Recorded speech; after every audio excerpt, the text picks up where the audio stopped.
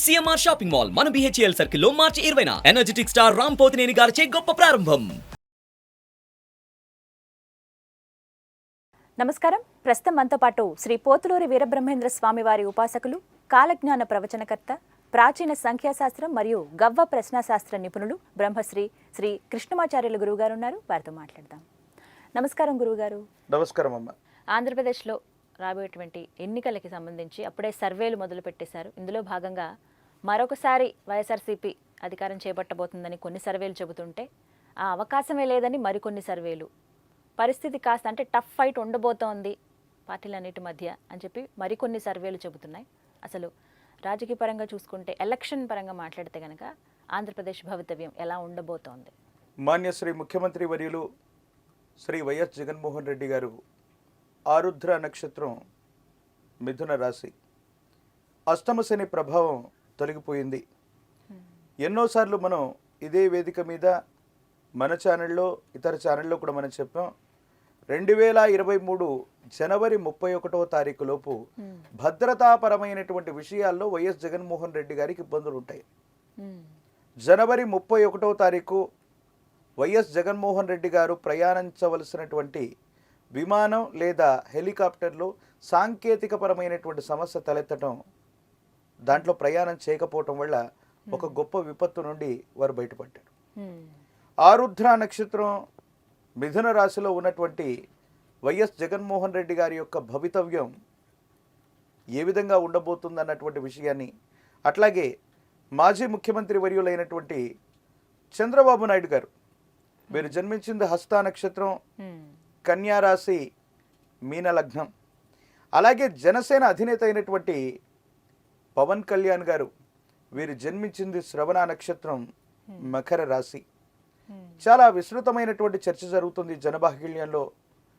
మీరు అనుకుంటున్నట్టుగా, మీరు ఇందాక చెప్తున్నట్టుగా 2 సర్వే రిపోర్ట్లు ఒకదానికొకటి పరస్పరం విరుద్ధంగా ఉన్నాయి. ఒక రిపోర్టులేనేమో సంపూర్ణమైనటువంటి మెజారిటీతో మళ్ళీ జగన్మోహన్ రెడ్డి గారి యొక్క గవర్నమెంట్ మళ్ళీ కొలువు తీరనుందని, మరో సర్వే రిపోర్ట్లో ఖచ్చితంగా జనసేన యొక్క ప్రభావం చేత, ప్రభుత్వ వ్యతిరేక ఓటు చేత మళ్ళీ అధికారంలోకి తెలుగుదేశం పార్టీ దూసుకొచ్చే అవకాశం ఉందని. మరి వీటిలో వాస్తవం ఎంత, సమీపమైనటువంటి భవిష్యత్తులో ఏం జరగబోతుందన్నటువంటి అంశాన్ని మనం చూద్దాం. మొదట మాన్యశ్రీ ముఖ్యమంత్రి వర్యులు శ్రీ వైఎస్ జగన్మోహన్ రెడ్డి గారి యొక్క భవితవ్యం. ముందే మనం అనుకుంటున్నాం, రాహు సంబంధమైనటువంటి సంఖ్య 4 కానీ, కేతు సంబంధమైనటువంటి సంఖ్య 7 కానీ రాకూడదు. ఒకవేళ ఈ సంఖ్యలు వచ్చినట్లయితే సమీపమైన భవిష్యత్తులో వారు కొన్ని ప్రతిబంధకాలను, ఇబ్బందులను ఎదుర్కొంటారు. ఇది సాధించటంలో ఏవైనా ఇబ్బందులు వస్తాయని దీని యొక్క సంపూర్ణమైనటువంటి ఫలితం.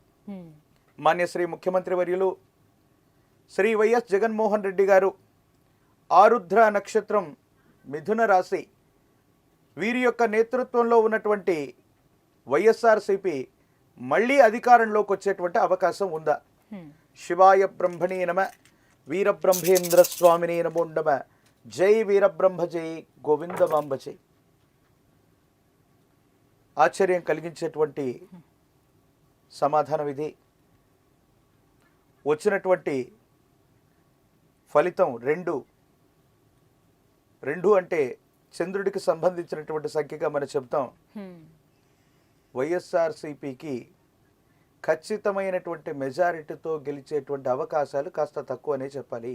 ఏది ఏమైనప్పటికీ కూడా 151+ సీట్స్తో ఉన్నటువంటి వైసీపీ గవర్నమెంట్ 175 స్థానాలని క్లీన్ స్వీప్ చేయాలన్నటువంటి ఉద్దేశంతో ప్రయత్నం చేస్తున్నారు, చెబుతున్నారు కూడా మాట.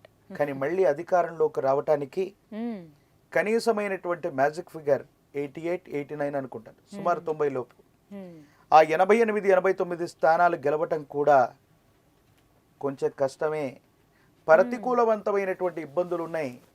మిత్ర బలం చేత కానీ, లేదా వేరొకరి మీద కానీ వీరి యొక్క విజయం ఆధారపడి ఉంది అని ప్రశ్నాశాస్త్రం చెప్తుంది.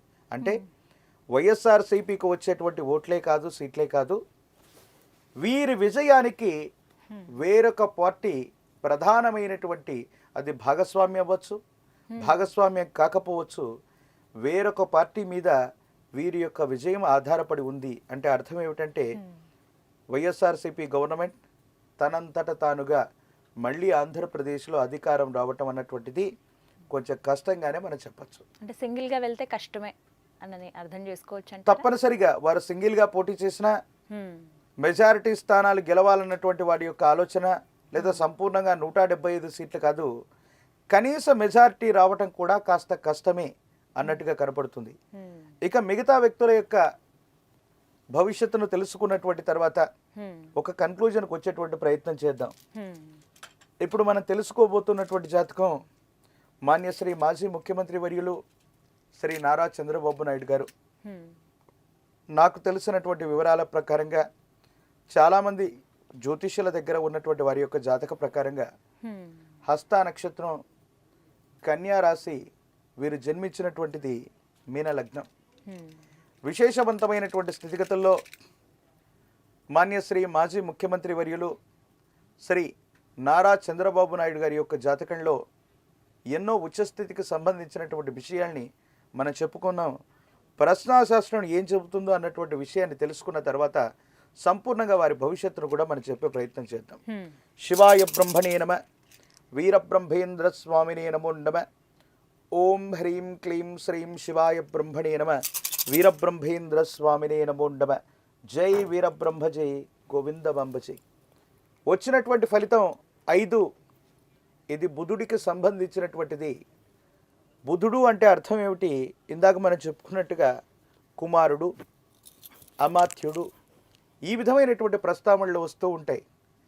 తెలుగుదేశం పార్టీ అధికారంలోకి రావటం కేవలం మాన్యశ్రీ ముఖ్యమంత్రి వర్యులైనటువంటి మాజీ ముఖ్యమంత్రి వర్యులైన చంద్రబాబు నాయుడు గారి యొక్క జాతకం వల్లే కాదు, తనయుడు, కుమారుడు, సంతతి, వీరి యొక్క భవిష్యత్తు మీద పార్టీ భవిష్యత్తు ఆధారపడి ఉంది అని దీని యొక్క అర్థం. ఎంత యాదృచ్ఛికమైనటువంటి సంఘటనలు జనబాహుళ్యం జరుగుతున్నాయంటే ప్రశ్నాశాస్త్రాన్ని అనుసరించి వచ్చినటువంటి ఫలితం బుధుడు. జనబాహుళ్యంలో ప్రస్తుతానికి లోకేష్ గారు పాదయాత్ర చేస్తున్నారు. తెలుగుదేశం పార్టీ యొక్క బాధ్యతల్ని తన యొక్క భుజస్కంధాల మీద మోస్తూ మళ్ళీ అధికారంలోకి తీసుకొచ్చేటువంటి ప్రయత్నం ఏదైతే ఉందో, లోకేష్ గారి యొక్క పాదయాత్ర టీడీపీకి బలాన్ని చేకూర్చబోతుంది. కేవలం చంద్రబాబు నాయుడు గారి యొక్క జాతకం వల్ల, వారి యొక్క నేతృత్వంలో ఉన్నటువంటి పార్టీ వల్ల ఇది సాధ్యం కాదు. ఒకవేళ మిరాకిల్ ఏదైనా జరిగితే టీడీపీ అక్కడ అధికారంలోకి వచ్చేటువంటి అవకాశం ఉంటే అది కేవలం నారా లోకేష్ గారి వల్లే, వాళ్ళు చేసేటువంటి ప్రయత్నాల వల్ల సఫలీకృతమయ్యేటువంటి అవకాశం ఉంది. అంటే ఖచ్చితంగా అధికారంలోకి వస్తుందని కాదు, కానీ టీడీపీ యొక్క విజయ అవకాశాలు, ప్రభుత్వం అక్కడ నిలబడాలన్నా, ప్రభుత్వం అధికారంలోకి రావాలన్నా వారి పార్టీ బాధ్యతలన్నీ కూడా ఈనాడు తాను మోస్తూ ఉన్నటువంటి లోకేష్ గారి యొక్క భుజస్కంధాల మీద ఏదైతే ఉందో, నారా లోకేష్ గారి యొక్క భవితవ్యం కూడా ఈ 2024 ఎన్నికల్లో ముడిపడి ఉంది. ఖచ్చితంగా నారా లోకేష్ గారు చేస్తూ ఉన్నటువంటి పాదయాత్ర తెలుగుదేశం పార్టీకి ఖచ్చితంగా ఇది అత్యంత అనుకూలవంతమైనటువంటి పరిస్థితిని ఇస్తుందనటంలో ఎటువంటి సందేహం కూడా లేదు. అయితే టీడీపీ ఇక్కడ పొత్తుతో వెళ్ళే అవకాశాలు ఉన్నాయా? పొత్తుతో వెళ్తే మంచిదా, లేకుంటే ఒంటరిగా వెళ్తే విజయ అవకాశాలు ఎక్కువగా ఉన్నాయా? బుధుడు మిత్రకారకుడు, అలాగే కుమారుడు, ఇటువంటి స్థితిగతులకు సంబంధించి మనం చెప్తూ ఉంటాం. ఇప్పటికే చాలాసార్లు మనం చెప్పి ఉన్నాం, సమీపమైనటువంటి భవిష్యత్తులో ఆంధ్రప్రదేశ్లో ఏర్పడబోయే గవర్నమెంట్ 3 వ్యక్తులు లేదా 3 పార్టీలు, ఒకరికంటే ఒకరు, ఇద్దరి కంటే కూడా ఎక్కువ వ్యక్తుల యొక్క సమ్మిళితమైనటువంటి ప్రభుత్వమే సంకీర్ణమైనటువంటి ప్రభుత్వం. అంటే సీట్లు తక్కువ ఎక్కువ వస్తాయని కాదు, కానీ ఒకరికంటే ఇద్దరికంటే ఎక్కువ పార్టీలు కలిసి పోటీ చేయటం కానీ లేదా ప్రభుత్వాన్ని ఏర్పాటు చేయటం కానీ ఆంధ్రప్రదేశ్లో జరిగేటువంటి అవకాశం ఉంది. అక్కడ ఖచ్చితంగా వైఎస్ఆర్సీపీ అతి సులభంగా మళ్ళీ అధికారంలోకి వచ్చేటువంటి అవకాశాలు కాస్త తక్కువని మనం చెప్పాలి. ఆ వచ్చినటువంటి మీరు ఇందాక అన్నట్టుగా ఆ సర్వే రిపోర్ట్లలో ఉన్నటువంటి సారాంశం నిజంగా ప్రజల నాడి ఆ విధంగా ఉందేమో. ఎవరికి ఒకవేళ అధికారం వచ్చినప్పటికీ కూడా బోటాబోటీ మార్కులతో పరీక్షలు పాస్ అయినట్టుగా ఎవరికి కూడా అధికారం వచ్చినప్పటికీ కూడా సంపూర్ణమైనటువంటి మెజారిటీకి అటు ఇటుగానే వారికి సీట్లు వస్తాయి తప్ప సంపూర్ణమైనటువంటి మెజారిటీ దాటి ఎక్కువ సీట్లు సంపాదించడం మాత్రం చాలా కష్టమనే భావనకు మనం రావచ్చు. అతి ముఖ్యమైనటువంటి అంశం ఈనాడు ఆంధ్రప్రదేశ్లో ప్రభుత్వం వర్సెస్ ప్రతిపక్షంగా ఉండాలి.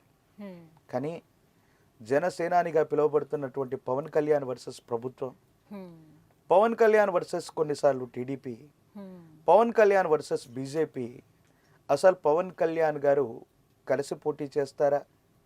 ఒంటరిలోగా బరిలోకి దిగే అవకాశం ఉందా?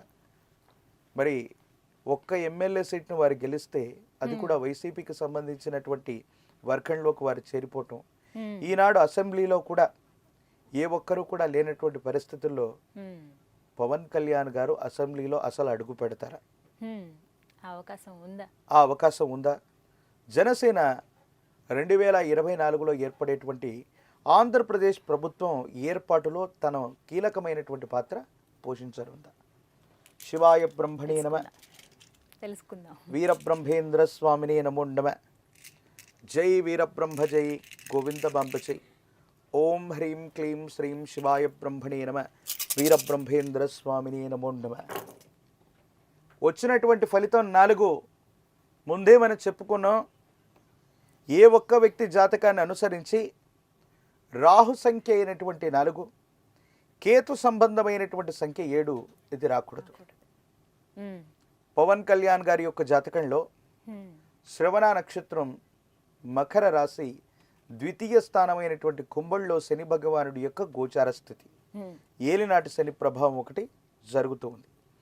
పవన్ కళ్యాణ్ గారి యొక్క జనసేన కూటమిగా ఏర్పడితే తప్ప ప్రభుత్వ ఏర్పాటు జనసేన మాత్రమే చేయలేదు.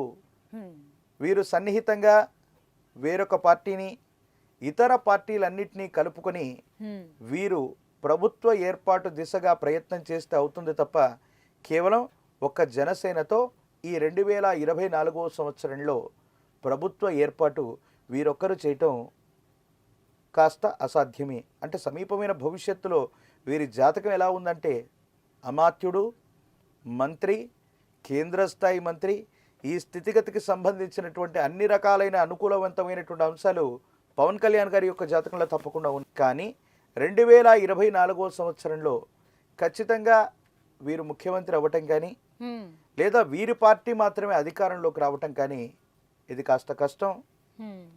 సన్నిహితమైనటువంటి మిత్రవర్గం, మిత్ర కూటమి వీరితో ప్రయత్నం చేస్తే మాత్రమే అనుకూలంగా ఉంటుంది అన్నటువంటిది ప్రశ్నాశాస్త్రం చెప్పినటువంటి సమాధానం.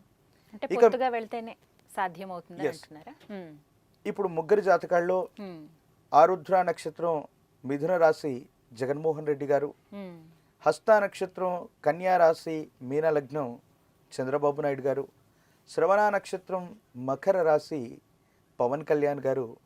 మరి వచ్చినటువంటి ఫలితాన్ని చూస్తే జగన్మోహన్ రెడ్డి గారికేమో చంద్రకారకత్వం కలిగినటువంటి 2, నారా చంద్రబాబు నాయుడు గారికేమో బుధుడి యొక్క ఆధిపత్యం వహించేటువంటి 5, పవన్ కళ్యాణ్ గారికేమో రాహు సంఖ్య మాయా స్వరూపుడైనటువంటి రాహు 4. భవిష్యత్తుకు సంబంధించినంత వరకు సర్వే రిపోర్ట్లు ఎలాంటి ఫలితాలు ఉన్నప్పటికీ కూడా జనబాహుల్యంలో అధికార పక్షమైనటువంటి వైసీపీ మీద ప్రజా వ్యతిరేక ఓటు ఎక్కువగా ఉండబోతుంది.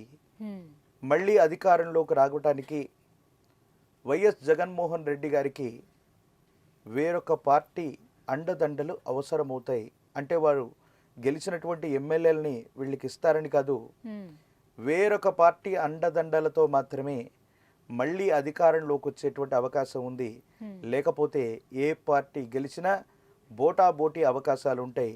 మరి ముగ్గురిలో చూసుకుంటే మాత్రం లోకేష్ గారి యొక్క పాదయాత్ర నిర్విరామంగా ఇలాగే కొనసాగితే తెలుగుదేశం పార్టీ యొక్క గ్రాఫ్ పెరగటం ఆంధ్రప్రదేశ్లో అధికారం దిశగా దూసుకొచ్చేటువంటి అవకాశాలు సుస్పష్టంగా కనపడుతున్నాయి. ఎవరు అధికారంలోకి వచ్చినా ఒక పార్టీ కంటే ఎక్కువ పార్టీలు కలిసి ఒక సంకీర్ణమైనటువంటి ప్రభుత్వాన్ని ఏర్పాటు చేయబోతుంది అనటంలో ఎటువంటి సందేహం లేదు. అధికార పార్టీకి అంత సులభంగా లేదు. ప్రతిపక్ష తెలుగుదేశం కూడా కొన్ని పార్టీలను కలుపుకుంటే మాత్రమే విజయావకాశాలు ఉన్నట్టుగా మనం భావన చేయొచ్చు. గవ్వ ప్రశ్న శాస్త్రం ద్వారా ఏపీ భవితవ్యం ఎలా ఉంటుంది ఎన్నికలకి సంబంధించి చక్కగా వివరించారు గురుగారు. ధన్యవాదాలండి. జై వీరబ్రహ్మ, జై గోవింద బాంబ. సుమన్ టీవీలో మీ పర్సనల్ అండ్ బిజినెస్ ప్రమోషన్స్ కోసం కింది నెంబర్కి కాంటాక్ట్ చేయండి.